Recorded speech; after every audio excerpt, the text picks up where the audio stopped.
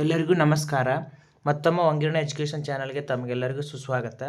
ಇಂದಿನ ಈ ಒಂದು ವಿಡಿಯೋದಲ್ಲಿ ನಾವು ಮುಂಬರುವಂತಹ GPSTR HSTR ಪರೀಕ್ಷೆಯಲ್ಲಿ ಕೇಳಬಹುದಾದಂತಹ ಆರೋಗ್ಯ ಮತ್ತು ಮೌಲ್ಯ ಶಿಕ್ಷಣಕ್ಕೆ ಸಂಬಂಧಪಟ್ಟ ಹಾಗೆ ಪ್ರಮುಖ ಮುಂದುವರೆದ 21ರಿಂದ 40 ಬಹು ಆಯ್ಕೆ ಪ್ರಶ್ನೆ ಅಂದರೆ ಇವತ್ತಿನ ಈ ಒಂದು ವಿಡಿಯೋದಲ್ಲಿ ಮತ್ತು 20 ಬಹು ಆಯ್ಕೆಯ ಪ್ರಮುಖ ಪ್ರಶ್ನೆಗಳನ್ನ ಇವತ್ತಿನ ಈ ವಿಡಿಯೋದಲ್ಲಿ ತಿಳ್ಕೊಳ್ತಾ ಹೋಗೋಣ ಅನ್ನುವಂಥದ್ದು. ನಾವು ಭಾಗ 1 ಆಗಿ ನಾವು ನಿನ್ನೆ 20 ಪ್ರಶ್ನೆಗಳ ಅಧ್ಯಯನ ಮಾಡಿದ್ವಿ. ಇವತ್ತು ಮುಂದುವರೆದು 21ರಿಂದ 40 ಪ್ರಶ್ನೆಯನ್ನು ಈ ಒಂದು ವಿಡಿಯೋದಲ್ಲಿ ತಿಳ್ಕೊಳ್ತಾ ಹೋಗೋಣ ಅನ್ನುವಂಥದ್ದು.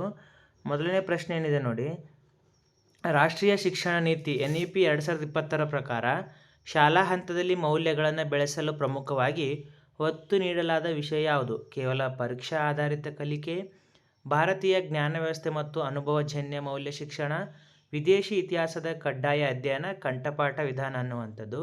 ಇದಕ್ಕೆ ಸರಿಯಾಗಿರುವ ಒಂದು ಉತ್ತರ ಯಾವುದಪ್ಪ ಅಂದರೆ ಇಲ್ಲಿ ಆಪ್ಷನ್ಸ್ ಬಿ ಅನ್ನುವಂಥದ್ದು. ಭಾರತೀಯ ಜ್ಞಾನ ವ್ಯವಸ್ಥೆ ಮತ್ತು ಅನುಭವಜನ್ಯ ಮೌಲ್ಯ ಶಿಕ್ಷಣವನ್ನು ನೀಡುವಂಥದ್ದು ರಾಷ್ಟ್ರೀಯ ಶಿಕ್ಷಣ ನೀತಿಯ ಒಂದು ಪ್ರಮುಖವಾದಂಥ ವಿಷಯ ಆಗಿದೆ ನೋಡಿ.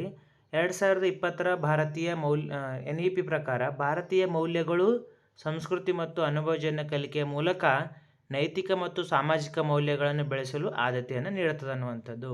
22ನೇ ಪ್ರಶ್ನೆ, ಅಂತಾರಾಷ್ಟ್ರೀಯ ಯೋಗ ದಿನವನ್ನು ಪ್ರತಿ ವರ್ಷ ಯಾವ ದಿನಾಂಕದಂದು ಆಚರಿಸಲಾಗುತ್ತದೆ? June 21, April 7, July 11, August 29. ಇದರ ಒಂದು ಪ್ರಶ್ನೆಗೆ ಉತ್ತರ ನೀವೇನು ಮಾಡಿ ಕಮೆಂಟ್ ಬಾಕ್ಸಲ್ಲಿ ನನಗೆ ಕಮೆಂಟ್ ಮಾಡಿ ತಿಳಿಸಿ ಅನ್ನುವಂಥದ್ದು. ಯಾವುದೋ ಒಂದು ಪ್ರಶ್ನೆ ಉತ್ತರ ಅಂದರೆ ಇದರ ಒಂದು ಪ್ರಶ್ನೆ ಉತ್ತರನ ಕಮೆಂಟ್ ಬಾಕ್ಸಲ್ಲಿ ನನಗೆ ಕಮೆಂಟ್ ಮಾಡಿ ತಿಳಿಸಿ, ನೋಡೋಣ ಎಷ್ಟು ಜನ ಸರಿಯಾದ ಉತ್ತರವನ್ನು ನೀಡ್ತೀರಿ ಅನ್ನುವಂಥದ್ದು. ಅಂತಾರಾಷ್ಟ್ರೀಯ ಯೋಗ ದಿನವನ್ನು ನಾವು ಯಾವಾಗ ಆಚರಿಸ್ತೀವಿ ಅನ್ನುವಂಥದ್ದು. ಮುಂದಿನ ಪ್ರಶ್ನೆಗೆ ಹೋಗೋಣ.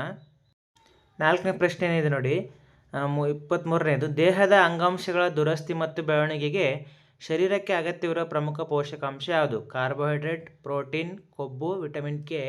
ಇದಕ್ಕೆ ಸರಿಯಾಗಿರುವ ಒಂದು ಉತ್ತರ ಯಾವುದಪ್ಪ ಅಂದರೆ ಪ್ರೋಟೀನ್ ಅನ್ನುವಂಥದ್ದು. ಪ್ರೋಟೀನ್ ಏನು ಮಾಡುತ್ತಪ್ಪ ಅಂದರೆ ದೇಹ ನಿರ್ಮಾಣಕಾರಕಗಳು, ಬಾಡಿ ಬಿಲ್ಡರ್ಸ್ ಎಂದು ಇವುಗಳನ್ನು ಪ್ರೋಟೀನ್ಗಳನ್ನು ಕರೆಯಲಾಗುತ್ತದೆ ನೋಡ್ರಿ. ಇವುಗಳ ಕೋಶಗಳ ಮತ್ತು ಅಂಗಾಂಶಗಳ ಬೆಳವಣಿಗೆಗೆ ಇವು ಕಡ್ಡಾಯವಾಗಿ ಬೇಕಾಗ್ತವೆ. ನೆಕ್ಸ್ಟ್ 24ನೇ ಪ್ರಶ್ನೆ, ಗಾಯ್ಟರ್ ಅಥವಾ ಗಂಟಲಮಾರಿ ರೋಗವು ಯಾವ ಖನಿಜಾಂಶದ ಕೊರತೆಯಿಂದ ಉಂಟಾಗುತ್ತದೆ ಅನ್ನುವಂಥದ್ದು? ಐರನ್, ಕ್ಯಾಲ್ಸಿಯಂ, ಅಯೋಡಿನ್, ಸೋಡಿಯಂ ಅನ್ನುವಂಥದ್ದು. ಇದಕ್ಕೆ ಸರಿಯಾಗಿರೋ ಒಂದು ಉತ್ತರ ಯಾವುದಪ್ಪ ಅಂದರೆ ಅಯೋಡಿನ್ನ ಮೂಲಕ ಏನಾಗುತ್ತೆ ಗಾಯ್ಟರ್ ಅನ್ನುವಂಥ ಒಂದು ರೋಗ ಮನುಷ್ಯನಿಗೆ ಉಂಟಾಗುತ್ತೆ ಅನ್ನುವಂಥದ್ದು. ಅಯೋಡಿನ್ ಅಥವಾ ನಾವು ಸಾಮಾನ್ಯವಾಗಿ ಉಪ್ಪಿನಾಂಶದ ಕೊರತೆ ಅಂತೇಳಿ ನಾವೇನು ಮಾಡ್ತೀವಿ ಕರಿತೀವಿ ನೋಡಿ ಇದನ್ನು.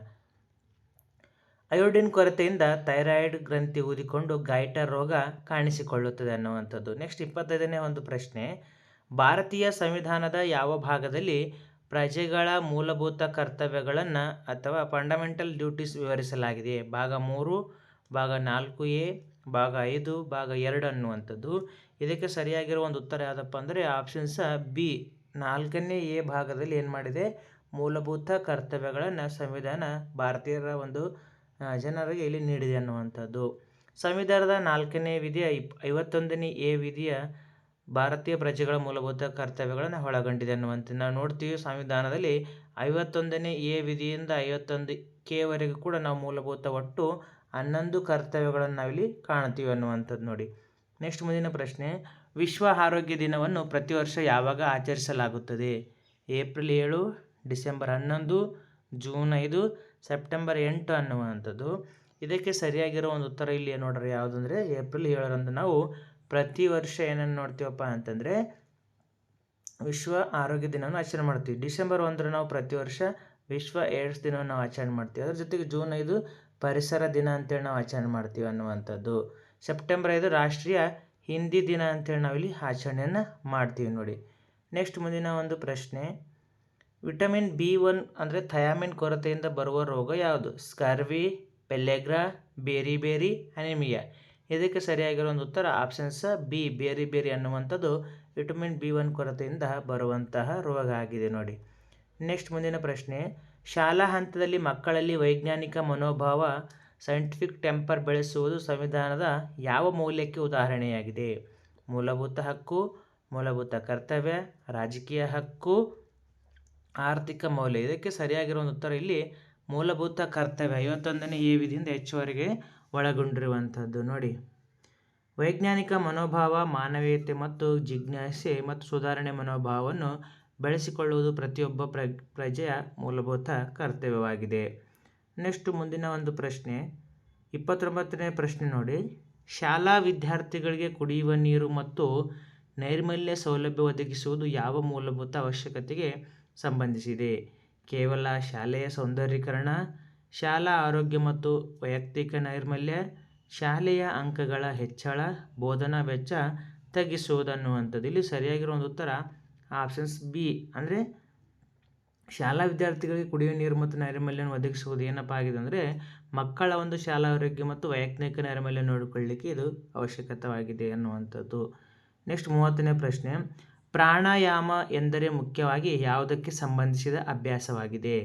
ದೈಹಿಕ ಓಟದ ವ್ಯಾಯಾಮ, ಉಸಿರಾಟದ ನಿಯಂತ್ರಣ ಮತ್ತು ವ್ಯಾಯಾಮ, ಉಪವಾಸ ವೃತ್ತ, ಕೇವಲ ದೈಹಿಕ ನಮನ ಅನ್ನುವಂಥದ್ದು. ಇಲ್ಲಿ ಸರಿಯಾಗಿರುವ ಒಂದು ಉತ್ತರ ಆಪ್ಷನ್ಸ್ ಬಿ.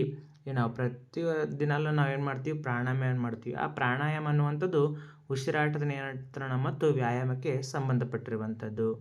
ನೆಕ್ಸ್ಟ್ 31ನೇ ಪ್ರಶ್ನೆ.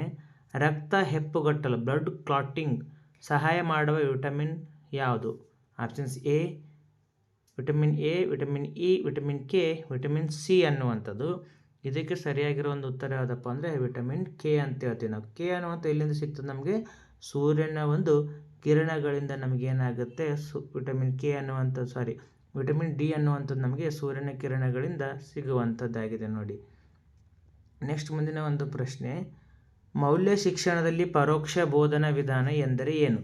ಮೌಲ್ಯಗಳ ಪುಸ್ತಕಗಳನ್ನು ಕಡ್ಡಾಯವಾಗಿ ಓದಿಸುವುದು, ಸಾಹಿತ್ಯ, ಇತಿಹಾಸ, ನಾಟಕಗಳು ಮತ್ತು ಪಠ್ಯೇತರ ಚಟುವಟಿಕೆಗಳ ಮೂಲಕ ನೈತಿಕತೆಯನ್ನು ತಲುಪಿಸುವುದು, ಪ್ರತ್ಯೇಕ ಮೌಲ್ಯ ಶಿಕ್ಷಣದ ಕ್ಲಾಸ್ ನಡೆಸಿ ದಂಡಿಸುವುದು, ಪರೀಕ್ಷೆಯಲ್ಲಿ ಅಂಕ ನೀಡುವುದು ಮಾತ್ರ. ಇಂಡೈರೆಕ್ಟ್ ಮೆಥಡ್ ಯಾವುದಪ್ಪ ಅಂತಂದರೆ ಮಕ್ಕಳಲ್ಲಿ ನಾವು ಸಾಹಿತ್ಯ, ಇತಿಹಾಸ, ನಾಟಕಗಳು ಮತ್ತು ಪಠ್ಯೇತರ ಚಟುವಟಿಕೆಗಳ ಮೂಲಕ ನೈತಿಕತೆಯನ್ನು ತಲುಪಿಸುವುದೇ ಮೌಲ್ಯ ಶಿಕ್ಷಣದಲ್ಲಿ ಪರೋಕ್ಷ ಬೋಧನಾ ವಿಧಾನವಾಗಿದೆ ನೋಡಿ. ನೆಕ್ಸ್ಟ್ ಮುಂದಿನ ಪ್ರಶ್ನೆ. ಏಡ್ಸ್ ರೋಗಕ್ಕೆ ಕಾರಣವಾಗುವ ವೈರಸ್ ಯಾವುದು? HIV, hepatitis B, rhino virus, influenza virus. ಇಲ್ಲಿ ಸರಿಯಾಗಿರೋ ಒಂದು ಉತ್ತರ HIV ಅನ್ನುವಂಥ ಹ್ಯೂಮನ್ ಇಮ್ಯುನೋ ಡಿಫಿಷಿಯನ್ಸಿ ವೈರಸ್ ಅನ್ನುವಂಥದ್ದು. ನೆಕ್ಸ್ಟ್ ಮುಂದಿನ ಒಂದು ಪ್ರಶ್ನೆ. ರಾಷ್ಟ್ರೀಯ ಕ್ರೀಡಾ ದಿನವನ್ನು ಯಾರ ನೆನಪಿಗಾಗಿ ಆಗಸ್ಟ್ 29ರಂದು ಆಚರಿಸಲಾಗುತ್ತದೆ? ಸಚಿನ್ ತೆಂಡೂಲ್ಕರ್, ಮೇಜರ್ ಧ್ಯಾನ್ ಚಂದ್, ಮಿಲ್ಖಾ ಸಿಂಗ್, KD ಜಾಧವ್ ಅನ್ನುವಂಥದ್ದು. ಅಂದರೆ ನಾವು ಪ್ರತಿ ವರ್ಷ ಮೇಜರ್ ಆಕೆ ಮಾಂತ್ರಿಕ ಅಂತೇಳಿ ಇವರನ್ನು ಕರಿತಾರೆ ನೋಡಿ. ಏನಪ್ಪ ಅಂದರೆ ಆಕೆ ಒಂದು ಮಾಂತ್ರಿಕ ಅಂತೇಳಿ ಹೆಸರುವಾಸಿ ಆಗಿರುವಂಥ ಮೇಜರ್ ಧ್ಯಾನ್ ಚಂದ್ ಅವರ ಒಂದು ಸವಿ ನೆನಪಿಗಾಗಿ ನಾವು ಪ್ರತಿ ವರ್ಷ ಆಗಸ್ಟ್ 29ರಂದು ರಾಷ್ಟ್ರೀಯ ಕ್ರೀಡಾ ದಿನವನ್ನಾಗಿ ಆಚರಿಸುತ್ತೇವೆ. ನೆಕ್ಸ್ಟ್ ಮುಂದಿನ ಪ್ರಶ್ನೆ. ತರಗತಿಯಲ್ಲಿ ಅಂತರ್ಗತ ಶಿಕ್ಷಣ ಜಾರಿಗೊಳಿಸುವುದು ಯಾವ ಮೌಲ್ಯವನ್ನು ಉತ್ತೇಜಿಸುತ್ತದೆ?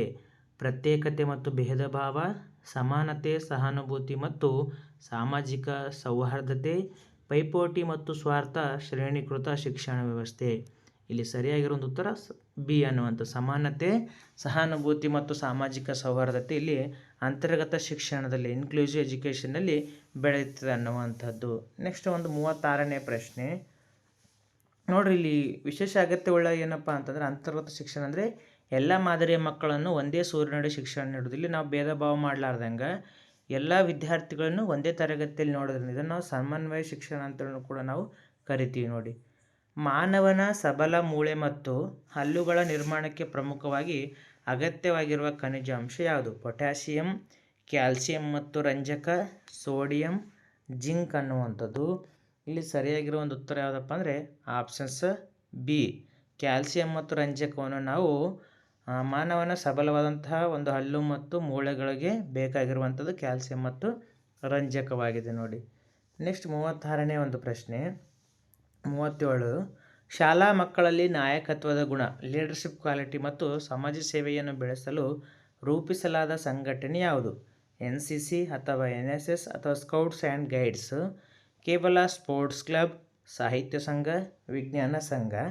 ಇದಕ್ಕೆ ಸರಿಯಾಗಿರೋ ಒಂದು ಉತ್ತರ ಯಾವುದಪ್ಪ ಅಂದರೆ ಇಲ್ಲಿ NCC ಅಥವಾ NSS ಅಥವಾ ಸ್ಕೌಟ್ಸ್ ಮತ್ತು ಗೈಡ್ಸನ್ನು ನಾವು ಶಾಲಾ ಹಂತದಲ್ಲಿ ಮಾಡಿದ್ದೇ ಆದರೆ ಮಕ್ಕಳಲ್ಲಿ ನಾವು ನಾಯಕತ್ವದ ಗುಣವನ್ನು ಮತ್ತು ಸಮಾಜ ಸೇವೆಯನ್ನು ಬೆಳೆಸಲಿಕ್ಕೆ ಮಗುವಿನ ಇದು ತುಂಬ ಸಹಕಾರಿ ಆಗಿರುತ್ತೆ ನೋಡಿ. ನೆಕ್ಸ್ಟ್ 38ನೇ ಪ್ರಶ್ನೆ. ಜಾಗತಿಕ ತಾಪಮಾನ ಗ್ಲೋಬಲ್ ವಾರ್ಮಿಂಗ್ ತಡೆಗಟ್ಟುವುದು ಮತ್ತು ಅರಣ್ಯ ಸಂರಕ್ಷಣೆ ಯಾವ ಮಾದರಿಯ ಮೌಲ್ಯಕ್ಕೆ ಸೇರಿದೆ? ವೈಯಕ್ತಿಕ ಮೌಲ್ಯ, ಸಾಂಸ್ಥಿಕ ಮೌಲ್ಯ, ಪರಿಸರೀಯ ಮೌಲ್ಯ, ಆರ್ಥಿಕ ಮೌಲ್ಯ ಅನ್ನುವಂಥದ್ದು. ಇಲ್ಲಿ ಸರಿಯಾಗಿರುವ ಒಂದು ಉತ್ತರ ಯಾವುದಪ್ಪ ಅಂದರೆ ಪರಿಸರಕ್ಕೆ ಸಂಬಂಧಪಟ್ಟಿರುವಂಥದ್ದು ಪರಿಸರೀಯ ಮೌಲ್ಯ, ಎನ್ವಿರಾನ್ಮೆಂಟಲ್ ವ್ಯಾಲ್ಯೂ ಅಂತೇಳಿ ನಾವಿಲ್ಲಿ ಕರಿತೀವಿ. ಅಂದರೆ ಗಿಡ ಮರಗಳನ್ನ ಹೆಚ್ಚು ಬೆಳೆಸುವುದು, ಇರುವಂಥ ಗಿಡ ಮರಗಳನ್ನು ರಕ್ಷಣೆ ಮಾಡುವಂಥದ್ದು. ನೆಕ್ಸ್ಟ್ ಮುಂದಿನ ಒಂದು ಪ್ರಶ್ನೆ, ಸಾರ್ವಜನಿಕ ಆಸ್ತಿಯನ್ನು ರಕ್ಷಿಸುವುದು ಮತ್ತು ಹಿಂಸೆಯನ್ನು ತ್ಯಜಿಸುವುದು ಭಾರತೀಯ ಸಂವಿಧಾನದ ಪ್ರಕಾರ ಏನು? ಮೂಲಭೂತ ಹಕ್ಕು, ಮೂಲಭೂತ ಕರ್ತವ್ಯ, ಕೇವಲ ಪೊಲೀಸ್ ಇಲಾಖೆಯ ಜವಾಬ್ದಾರಿ, ಖಾಸಗಿಯ ಹಕ್ಕು ಅನ್ನುವಂಥದ್ದು. ಇಲ್ಲಿ ಏನಪ್ಪ ಅಂತಂದರೆ ಸಾರ್ವಜನಿಕ ಆಸ್ತಿ ಏನೇನು ಬರ್ತಪ್ಪ ಅಂತಂದರೆ ಶಾಲೆ ಆಗಿರ್ಬೋದು, ದೇವಸ್ಥಾನ ಆಗಿರ್ಬೋದು, ಆಸ್ಪತ್ರೆ ಆಗಿರ್ಬೋದು ಅಥವಾ ಪಾರ್ಕ್ಗಳಾಗಿರ್ಬೋದು, ಇವುಗಳನ್ನ ನಾವೇನು ಮಾಡಬೇಕು? ರಕ್ಷಿಸುವುದು. ಇವೆಲ್ಲವುಗಳನ್ನು ನಾವು ಕಾಪಾಡಬೇಕು ಮತ್ತು ಹಿಂಸೆಯನ್ನು ತ್ಯಜಿಸುವಂಥದ್ದು ಏನಾಗಿದೆಯಪ್ಪ ಅಂದರೆ ಅದು ನಮ್ಮೆಲ್ಲರ ಒಂದು ಕರ್ತವ್ಯ ಆಗಿದೆ ಅನ್ನುವಂಥದ್ದು. ಸಾರ್ವಜನಿಕರು ಎಲ್ಲರೂ ಬಳಸೋದ್ರಿಂದ ಅವುಗಳನ್ನು ನಾವು ಮುಂಬರುವಂಥ ಪೀಳಿಗೆಗೆ ರಕ್ಷಣೆ ಮಾಡಿಕೊಂಡು ಹೋಗಬೇಕು. ನೆಕ್ಸ್ಟ್ ಕೊನೆಯ ಪ್ರಶ್ನೆ, ಶಾಲಾ ಹಂತದಲ್ಲಿ ಮನೆಯ ವಾತಾವರಣ ಮತ್ತು ಶಾಲೆಯ ನೈತಿಕ ವಾತಾವರಣದ ನಡುವಿನ ಸಾಮರಸ್ಯಕ್ಕಾಗಿ ನಡೆಸುವ ಸಭೆ ಯಾವುದು? SDMC ಸಭೆ ಮತ್ತು ಪೋಷಕ ಶಿಕ್ಷಕರ ಸಭೆ ಅಥವಾ ಸಂಘ, ಶಿಕ್ಷಕರ ಮೌಲ್ಯಮಾಪನ ಸಭೆ, ಕೇವಲ ಶಾಲಾ ವಾರ್ಷಿಕೋತ್ಸವ, ಕ್ರೀಡಾ ಸಮಿತಿ ಸಭೆ ಅನ್ನುವಂಥದ್ದು. ಇಲ್ಲಿ ಸರಿಯಾಗಿರೋ ಒಂದು ಉತ್ತರ ಯಾವುದಪ್ಪ ಅಂದರೆ ಆಪ್ಷನ್ಸ್ ಎ ಅನ್ನುವಂಥದ್ದು. ಶಾಲಾ ಹಂತದಲ್ಲಿ ನಾವು ಮನೆಯ ವಾತಾವರಣ ನಿರ್ಮಾಣ ಮಾಡಲಿಕ್ಕೆ ಮತ್ತು ಶಾಲೆಯ ನೈತಿಕ ವಾತಾವರಣ ನಡುವಿಗಾಗಿ ಸಾಮರಸ್ಯ ಮೂಡಲಿಕ್ಕಾಗಿ ಶಾಲೆಯಲ್ಲಿ SDMC ಸಭೆ ಮತ್ತು ಶಿಕ್ಷಕರ ಒಂದು ಸಂಘವನ್ನು ಇಲ್ಲಿ ನಾವು ಮೆಗಾ PTM ಅಂತೇಳಿ ನಾವೆಲ್ಲ ಮಾಡ್ತೀವಿ ಅನ್ನುವಂಥದ್ದು. ಇಷ್ಟಾಗಿತ್ತು ಇವತ್ತಿನ ಒಂದು ಪ್ರಮುಖ ಒಂದು ಮಾದರಿಯ ಮುಂದುವರೆದ ಭಾಗ 2ನ ಒಂದು ಪ್ರಶ್ನೆಗಳು. ಮುಂದಿನ ವಿಡಿಯೋದಲ್ಲಿ ಮತ್ತೊಂದು ವಿಡಿಯೋ ಜೊತೆಗೆ ಸಿಗೋಣ. ಧನ್ಯವಾದಗಳು.